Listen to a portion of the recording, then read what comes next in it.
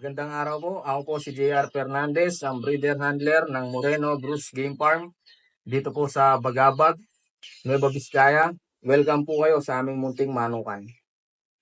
Nung ano po kasi bata ako, naturo-turuan ako ng tatay ko, mga tsuhin ko ganyan na magmanok. Yung tsuhin ko kasi handler din. Naturuan akong maganda, mag-point ng manok. Pati sa breeding, naturuan mo ako.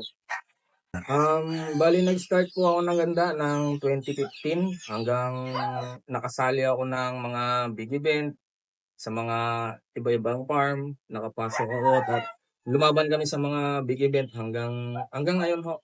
Gumagamit ako ng Ballplex is 2 times a week. Napapansin ko naman ho na talagang maganda ang nagiging resulta lalo na sa pagdadrop nila sa ito. Tapos, yung alertness nila nandun talaga palagi. Ang palo nila malalakas.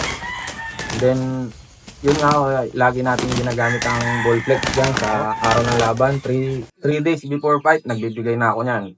And then, day of fight, bago ako malis ng farm, nagbibigay din ako niyan ng ballplex. Gumagamit din ho tayo ng promotor. Ang katawan nila bumubuka. Tapos yung balahibo, kumikinis.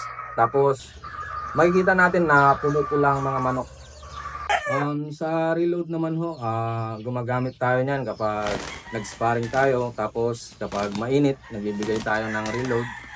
Tapos bago umalis ng farm, magbibigay tayo ng reload. Tapos pagdating din sa sabungan, magbibigay tayo ng reload para sa anti-stress natin. Ang gagandahan naman natin sa reload, pag pumatak tayo, babalik yung katawan nila kahit malayo ang biyahe. Babalik pa rin yung hubog ng katawan nila. Tapos kapag napapansin natin na nag-off sila, papatak din ako ng reload para bumalik yung sigla nila pagdating sa laban. Siyempre, gumagamit din tayo ng bagong produkto ng Excellence na Progency na may multivitamins at amino acid. Meron na rin tong electrolytes na ginagamit ko sa mga panlaban.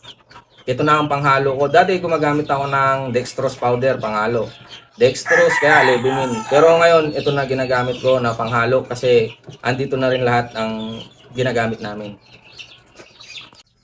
Muli, ako po si JR Fernandez ng Moreno Bruce Game Farm dito sa Bagabag, Nueva Vizcaya.